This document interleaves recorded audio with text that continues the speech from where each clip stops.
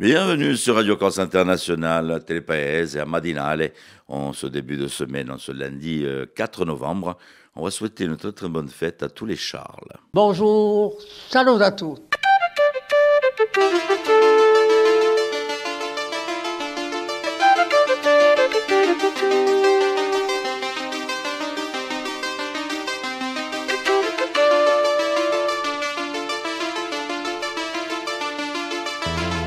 All'ascolto di Radio Corsica Internazionale, prima Radio Corse.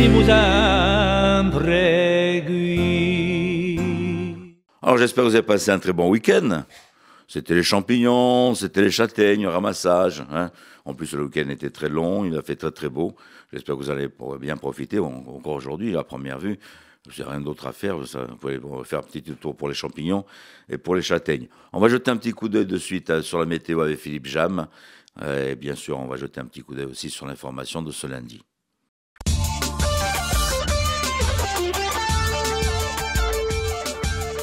Bonjour Auguste, bonjour à toutes et bonjour à tous et bon lundi, un lundi qui sera bien ensoleillé malgré quelques nuages dans l'après-midi le long de la côte orientale ou encore dans les Deux-Sèvres et en Corse du Sud. Le vent sera faible, les maximales en mi-journée se situeront entre 17 et 23 degrés, largement au-dessus des normales de saison.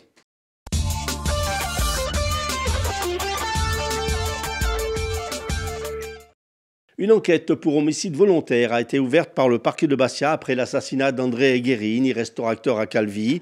Le sexagénaire a été abattu de plusieurs balles alors qu'il se trouvait au volant de son véhicule, se rendant chez sa compagne à Calenzane. 9 personnes comparaîtront à partir de demain devant le tribunal correctionnel de Paris, soupçonnées d'avoir participé à un attentat contre la gendarmerie de Bastia à Montésor en juillet 2020.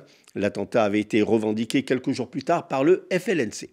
Depuis plusieurs jours, des pêcheurs pointent avec inquiétude la mort de centaines de poissons dans les eaux du barrage de Péry, sur la commune de Canal-et-Diverde, alors que des travaux de vidange étaient en cours. Des dysfonctionnements dans la gestion de la faune aquatique ont été signalés, entraînant la mort de nombreux poissons et des pratiques de pêche incontrôlées. Les pêcheurs appellent les autorités et les responsables de l'aménagement hydraulique à une réévaluation des procédures de vidange et de sauvegarde de la faune aquatique pour éviter de nouvelles pertes environnementales. Après Octobre rose, novembre se veut le mois sans tabac. En France, chaque année, 75 000 décès sont liés au tabac. Pourtant, 30 jours sans fumer multiplient par 5 les chances d'arrêter définitivement. Chaque fumeur peut bénéficier d'un accompagnement gratuit, d'outils pratiques et de conseils pour retrouver une vie sans tabac. Ce mois de novembre vise justement à sensibiliser à cela le grand public. Du football ce soir avec un match décalé de la 12e journée de Ligue 2, l'AC Ajaccio qui accueille l'équipe de Metz. Et puis ouverture ce lundi de la 25e édition des rencontres musicales de Méditerranée. Dans quelques instants, nous retrouverons le président de ces rencontres, Georges De Zerbi.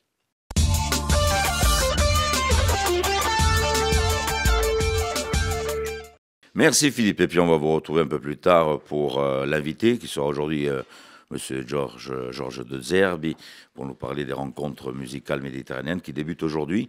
On va en reparler un peu plus tard avec notre invité. Pour le moment, on se fait un petit détour sur les hippodromes de l'Hexagone.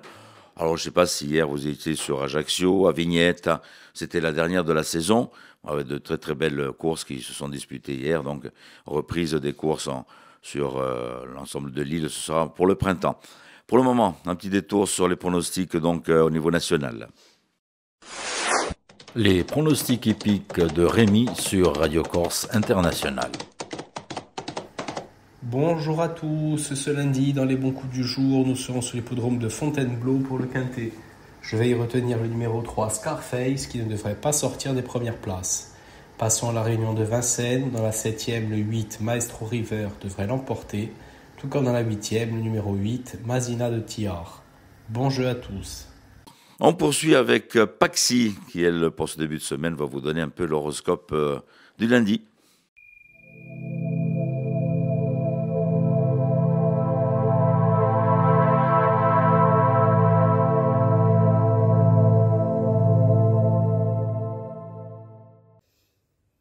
Et bonjour à tous, j'espère que vous vous portez bien. On va voir pour ce lundi ce que l'on a à vous annoncer.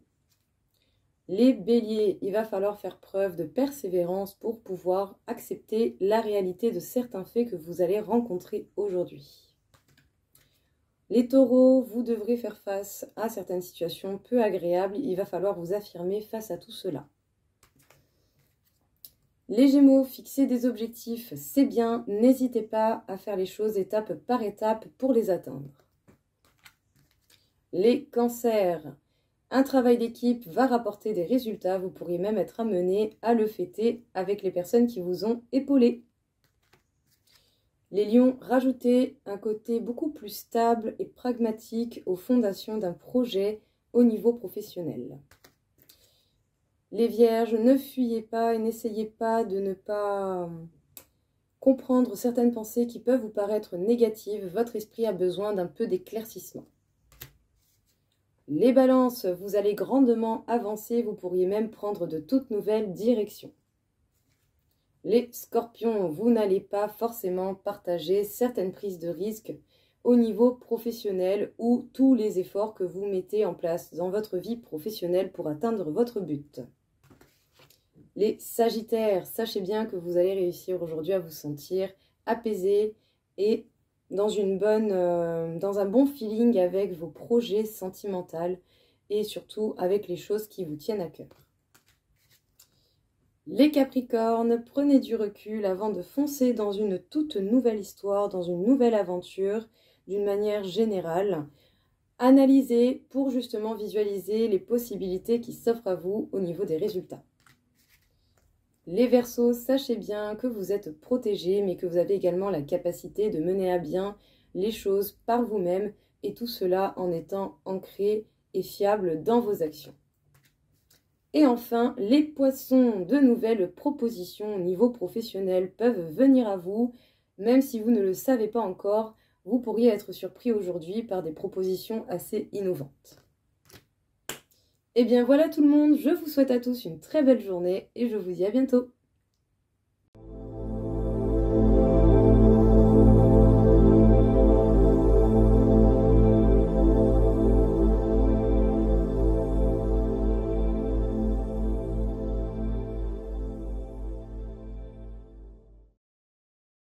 On va poursuivre avec Elisa qui va nous parler donc d'un auteur qui sera sur l'île à partir donc de demain.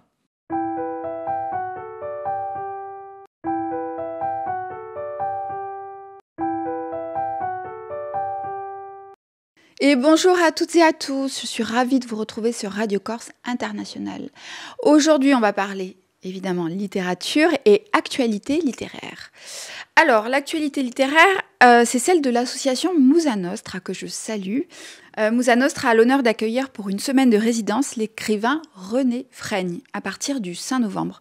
René Freigne est un écrivain marseillais d'origine corse, sensible, amoureux de sa Provence natale et de Marseille, passionné, fugueur, rebelle, dont la vie chaotique, faite d'errance et de lecture, constitue souvent l'objet de ses récits. Les superbes romans de René Freigne ont été couronnés de prix. Et son dernier roman, Minuit dans la ville des songes, est paru chez Gallimard en 2022. Alors, je vais vous en lire un petit extrait, c'est très très beau, pour vous donner un petit peu un avant-goût de ce qui vous attend. Je suis né déserteur. Durant toute mon enfance, aux confins de Marseille, je suis allée à l'école, au bout de notre impasse, avec la peur au ventre d'être interrogée, avec ce rat de peur qui me rongeait le ventre.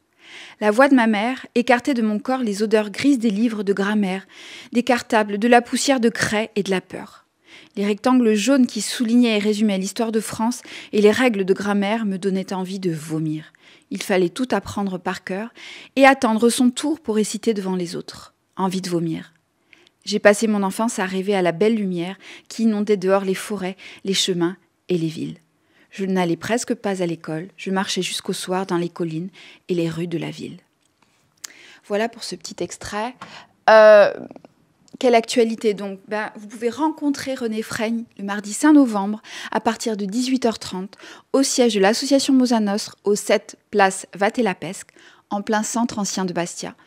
Un buffet convivial est prévu, l'entrée est libre, donc l'écrivain sera vraiment heureux de répondre à vos questions. Amis de la littérature, venez nombreux.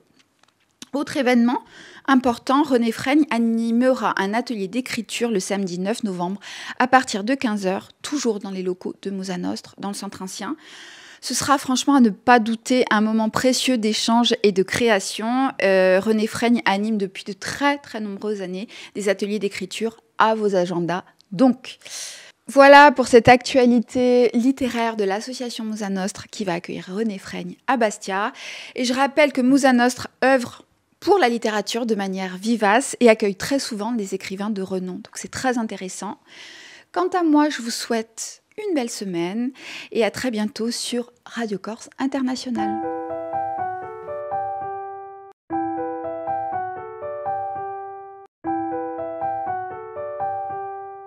Et puis le lundi, vous savez, le lundi, c'est notre petite séance de bien-être. Et c'est Laetitia qui vient nous rejoindre.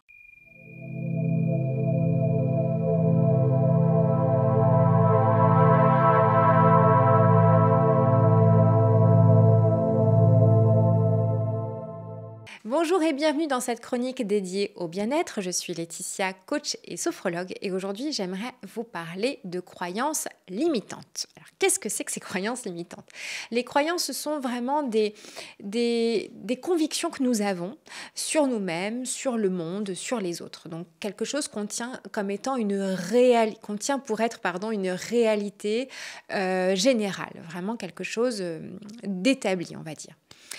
Exemple de croyance, alors ça peut être des choses qu'on a toujours entendues sur nous-mêmes ou des choses qu'on s'est racontées depuis toujours et qu'on prend comme étant une vérité aujourd'hui. Exemple, je suis quelqu'un qui n'a pas confiance en moi.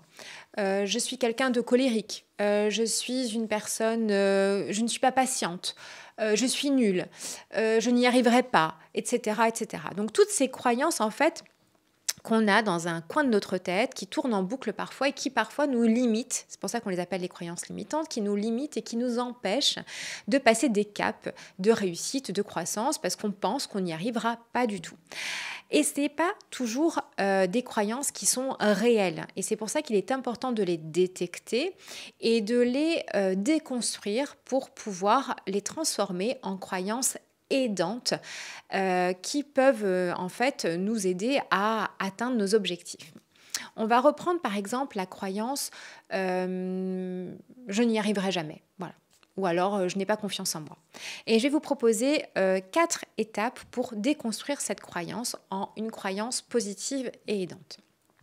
Donc quand vous avez ce genre d'idée, de croyance, déjà, pour l'identifier, n'hésitez pas à associer l'émotion qui est rattachée. Si c'est une croyance qui vous rend triste, qui vous rend en colère, c'est que c'est une croyance qui est limitante. Donc c'est celle-ci qu'on va aller chercher, qu'on va débusquer pour la transformer. Donc typiquement, je me raconte que je suis nulle, que je n'y arriverai pas, que je manque de confiance en moi. Très bien. Une fois qu'on a détecté ça, deuxième chose, on se demande d'où elle prend racine. Elle est née comment, cette croyance ? Pourquoi j'ai cette croyance ? Est-ce que c'est quelque chose qu'on m'a toujours raconté ?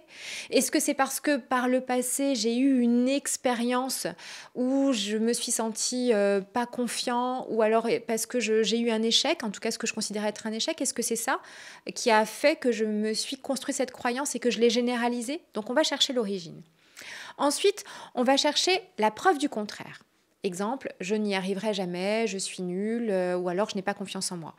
Est-ce que c'est vrai ? Est-ce qu'on peut dire que toute ma vie, j'ai manqué de confiance en moi dans tous les domaines ?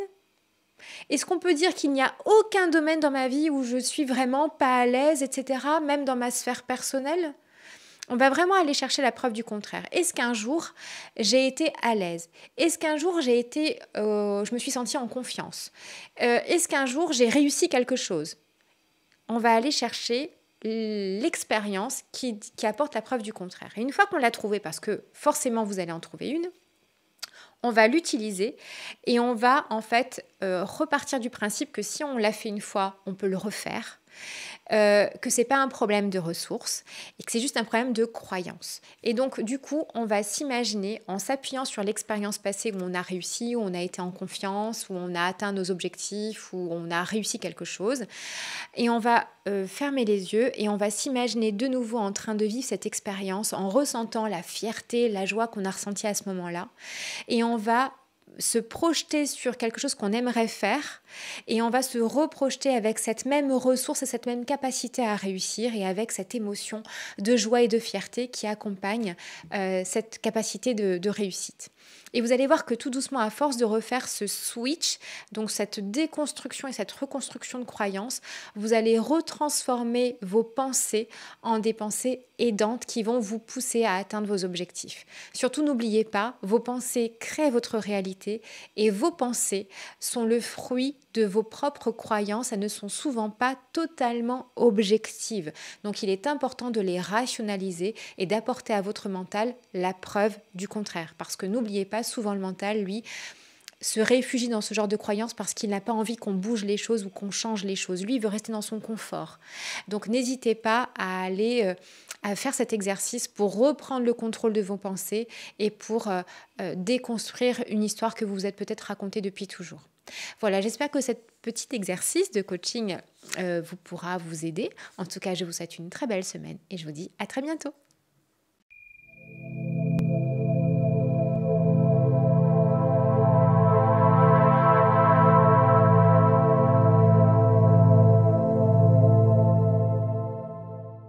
Les rencontres méditerranéennes fêtent leurs 25 ans. Ça va débuter ce soir du côté de l'Albor. Et pour en savoir un peu plus, on a notre invité, c'est M. Georges De Zerbi, notre invité sur le plateau de Radio Corse International au micro de Philippe Jam. Notre invité aujourd'hui, Georges De Zerbi, président des RMM, Rencontres musicales de Méditerranée, des rencontres qui vont se dérouler du 4 au 9 novembre.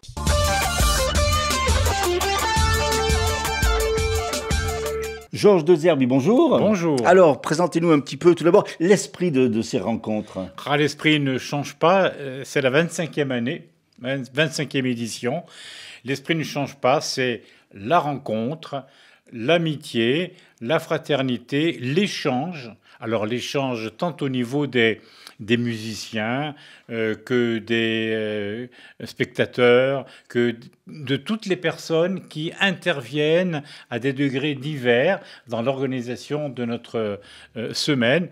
Eh bien, tout ça, c'est l'esprit de nos rencontres. Alors, ce sont des rencontres qui sont plutôt destinées aux jeunes. Enfin, ce sont des jeunes qui viennent... C'est ça. Ce sont des jeunes des conservatoires. Voilà. Ce sont les dernières années des conservatoires. Cette année, nous avons le conservatoire, le lycée de Barcelone, par exemple.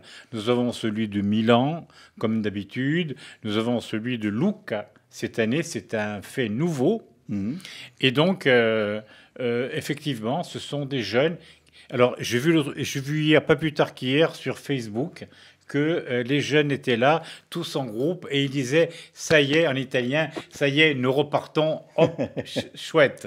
Ce sont des habitués. Alors, c'est la 25e édition, comme vous l'avez dit. Alors, quels vont être les pays invités? Il y en a 7, je crois. Il y a 7 pays, c'est ça. Donc, on peut les lister peut-être. Bien sûr, bien sûr. Alors, l'Algérie, l'Espagne, la France, l'Italie avec 2 groupes, le Liban, le Maroc et le Portugal, qui est notre invité d'honneur. Alors justement, comment on choisit un invité d'honneur, en fait? Alors cette année, la solution était toute trouvée, parce qu'il y a 50 ans, c'était la fête des œillets, la révolution des œillets au Portugal, un grand moment, un moment de démocratie, après tellement et tellement d'années de difficultés et de pouvoir autocratique. Et donc, à l'occasion de ce 50e anniversaire de la Révolution des œillets, nous avons, nous aussi, voulu marquer un coup, et nous le marquons avec le Portugal, qui va aussi venir faire une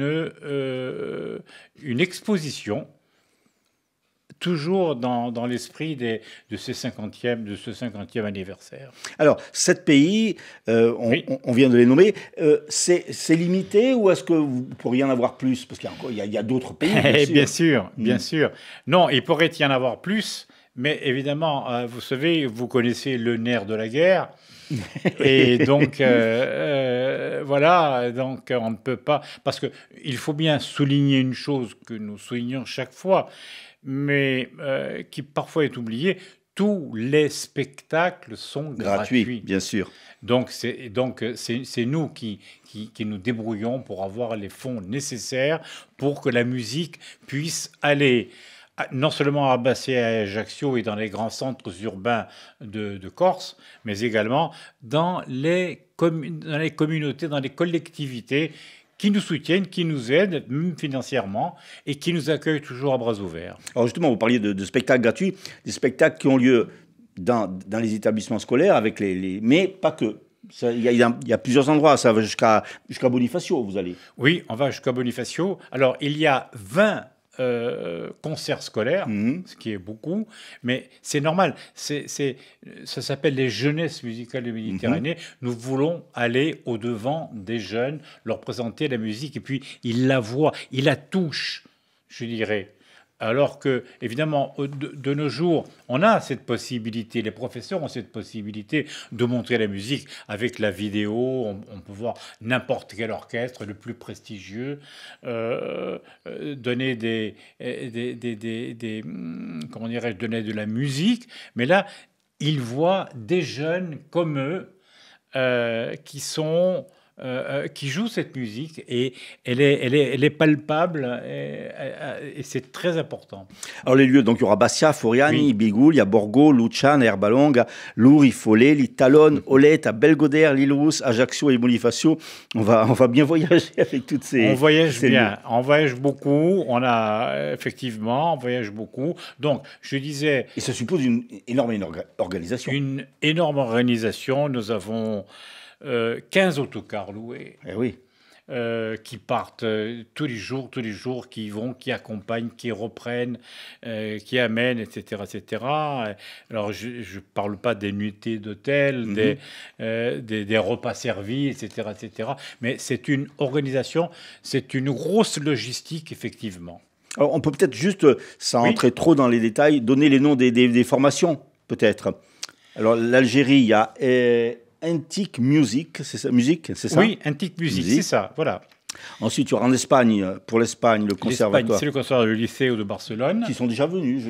Oui, tous les ans, ils viennent, mais tout le monde... Alors, cette année, nous aurons même le directeur du Liceo de Barcelone qui a tenu à être présent. Alors, on le donne par ordre alphabétique: Algérie, Espagne, France. Espagne, France. France, c'est un nouveau pour nous, orchestre, un nouvel orchestre, puisqu'il se produit pour la première fois dans le cadre des rencontres, et nous sommes très contents de le recevoir. Les ondes plurielles. Ça s'appelle les ondes plurielles. L'Italie vient toujours en force. L'Italie vient en force. Heureusement, d'ailleurs, ce sont eux qui assurent le noyau de la musique. Donc, vous avez cette année aussi nouvellement Lucca, le conservatoire de Lucca. Et nous avons évidemment celui de Milan, qui est là depuis le début d'ailleurs. Alors, on a une petite pincée et une pensée émue avec le Liban, qui connaît actuellement des tourments. Exactement. Nous avons tenu aussi à ce que le Liban, dans la mesure du possible, et nous avons réussi, on a pu trouver quelqu'un qui représentait le Liban, qui est libanais, et on s'est dit, c'est l'occasion jamais aussi, un peu comme pour la Révolution des œillets pour le Portugal, eh bien, ce pauvre pays martyrisé, persécuté, voilà, qui est la victime de tous ces, sans entrer dans les détails, mais qui est la victime de tous ces mouvements et de toutes ces guerres, voilà. Donc, il nous paraissait normal, juste, utile que le Liban soit représenté. Nous sommes très contents. Et le Maroc, enfin, avec l'ensemble de Karam, c'est ça? Voilà. Karam, le Eiffel. Oui, qui est déjà venu, qui est un excellent musicien. Et voilà, le Maroc aussi intervient. Et c'est important aussi parce qu'on connaît l'importance de la communauté marocaine en Corse et dans la région de Bastia en particulier. Donc, c'est toujours très important. Et le Maroc n'a jamais manqué une seule de nos éditions. Et puis, la Corse sera bien représentée. La Corse sera représentée. Alors, cette année, on change un peu de nature. Ce ne sont pas des groupes constitués, ce sont des groupes qui travaillent sous la direction de François Berling, qui est professeur à la faculté, et qui donc a un ensemble qui chantera a cappella et des chants corses. Et je crois que ce sera un grand moment. Je voudrais signaler également qu'il y a... Alors, on va dans les EHPAD, on va dans les églises, on va à Agazadieling 3 fois. Une fois pour le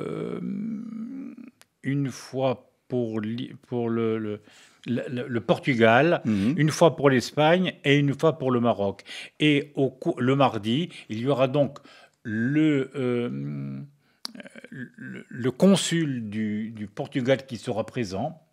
Et il y aura une conférence qui sera donnée par François Berling sur la différence et les similitudes entre le type de chant que nous entendrons cette année en provenance du Portugal et la paillée de la Corse. Alors bien sûr, tous ces concerts, on peut les retrouver sur le site. On ne peut pas donner le programme malheureusement parce que ce serait trop long, mais voilà. On peut le retrouver sur le site des rencontres. Et puis on ne peut pas ne pas parler de la soirée de clôture. Ça, c'est toujours un événement. Voilà, c'est le clou. Alors évidemment, nous sommes un peu réduits aux entournures parce que tout simplement, la salle de l'Albor, on n'a pas la capacité de celle du théâtre, évidemment. Mais nous allons faire le maximum pour que ce soit une grande fête. Et nous essayons chaque fois qu'il y a des personnes, des spectateurs qui ne viennent pas pour une raison ou pour une autre, on ne laisse pas les places vides. On dit aux gens de venir. Et comme ça, ils ont la possibilité d'assister à cette soirée. Donc le gala, 2 parties. Première partie, chaque groupe invité fait part de ses 8 minutes de sa propre musique, et donne une idée de la musique de son pays. Et puis en seconde partie, il y aura 2 morceaux. Un morceau lyrique, c'est-à-dire le morceau de l'introduction du Barbier de Séville de Rossini, interprété par l'orchestre.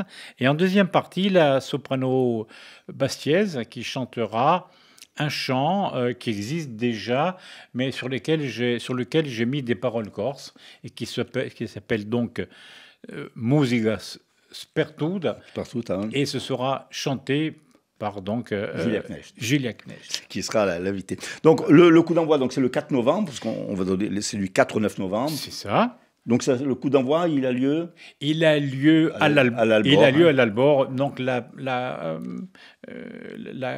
l'introduction se fait, le concert d'introduction se fait à 19h à l'Albor. Mercredi également le grand concert de milieu de semaine, toujours à 19h à l'Albor.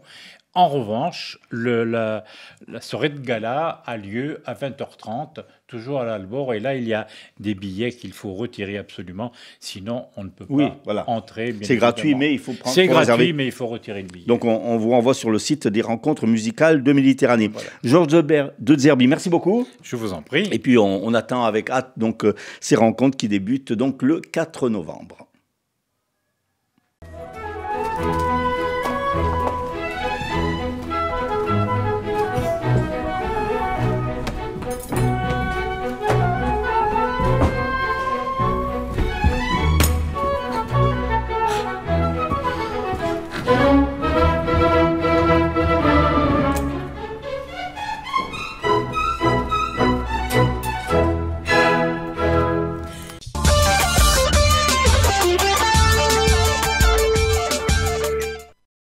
Voilà, donc Philippe, restez avec nous et on poursuit avec les titres de l'information de ce lundi. Une enquête pour homicide volontaire a été ouverte par le parquet de Bastia après l'assassinat à Calenzana d'un restaurateur calvé de 57 ans.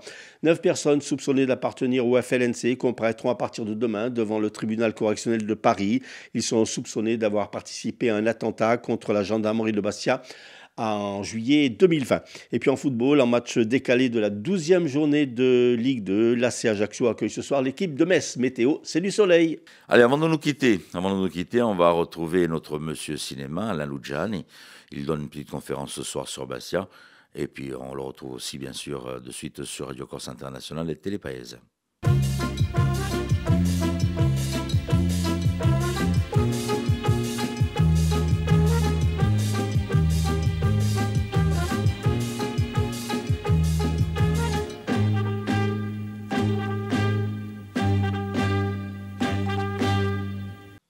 Amici di Cinema, vi saluto. Parmi les cinéastes issus de la période de la Nouvelle Vague, les années 60-70, il y a les très connus du grand public, Truffaut, Chabrol. Il y a les moins connus, mais connus parmi les cinéphiles, Jacques Rosier, Pierre Cast. Et puis il y a les inconnus ou presque du grand public, comme Jean Eustache. Évidemment, Jean Eustache, c'est le cinéaste de La Maman et de la Putain, qui fit scandale à Cannes en 73, un trio amoureux, des plans fixes dans les bars de Saint-Germain, et Jean-Pierre Léaud qui parle. Pour exprimer ses angoisses et ses rêves. Un grand moment de cinéma pour certains, un grand moment d'ennui pour d'autres. Mais Jean Eustache, c'est aussi, et j'ai envie de dire c'est surtout, quelques autres œuvres d'une beauté et d'une sensibilité tout à fait émouvantes. Par exemple, Le Père Noël a les yeux bleus, son premier film, en 1966, avec déjà Jean-Pierre Léaud, la légende des 400 coups de François Truffaut. Nous sommes à Narbonne, dans une lumière blanche, une lumière hivernale. Daniel, 21 ans, traîne avec des garçons plus ou moins voyous dans les cafés ou sur la promenade aux platanes de Narbonne. Il rêve de s'acheter un duffelcoat. Un duffelcoat, c'est-à-dire, à l'époque, un manteau à la mode. Pour gagner un peu d'argent, il s'habille en Père Noël et se fait prendre en photo dans la rue avec les passants, et surtout les passantes. Autre exemple, Mes petites amoureuses, en 1974, peut-être le vrai chef-d'œuvre de Jean Eustache. Une sorte de préquel, si j'ose dire, du Père Noël a les yeux bleus. Nous retrouvons Daniel, mais 8 ans auparavant, les premières amours adolescentes. Chez Baudelaire, c'était le vert paradis des amours enfantines. Chez Eustache, c'est le paradis perdu de l'enfance, passé auprès de sa grand-mère qu'il adore. Daniel doit quitter la campagne pour partir vivre en ville chez sa mère. C'est le temps de l'amertume et des désillusions. C'est le temps de l'apprentissage de la vraie vie. Dernier exemple du talent très original de Jean Eustache. Une sale histoire, en 1977. Un court-métrage de 20 minutes, tout à fait réjouissant. Un seul personnage, une seule histoire. Le récit d'un homme qui regarde des femmes aux toilettes. Alors vous allez me dire, a priori, ça sent bon, l'obscène et le voyeurisme. Sauf que l'important n'est pas de filmer directement. Un homme qui descend aux toilettes, qui regarde par un petit trou. Non, ça serait assez banal et assez triste. Non, l'important, c'est le langage. C'est l'art de la parole. Et à travers le langage, ça devient une sale histoire, mais délicieusement drôle. Surtout, si c'est Michael Lonsdal qui parle et qui raconte. Jean Eustache a quitté volontairement le monde des vivants un jour de 1981. Il avait 43 ans. Una mai droa sauvage. À prossima.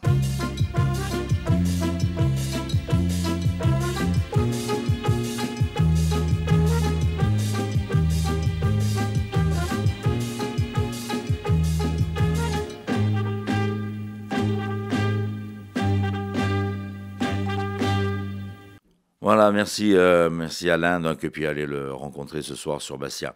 Allez, on se quitte sur ces dernières notes. On vous donne rendez-vous demain, même heure, même antenne, Télépaese, Radio Corse International. Si vous loupez la matinale, n'hésitez pas à faire un petit détour sur les replays. Tenete forte, ci ritroviamo domani mattina. Bonjour, salut à tous.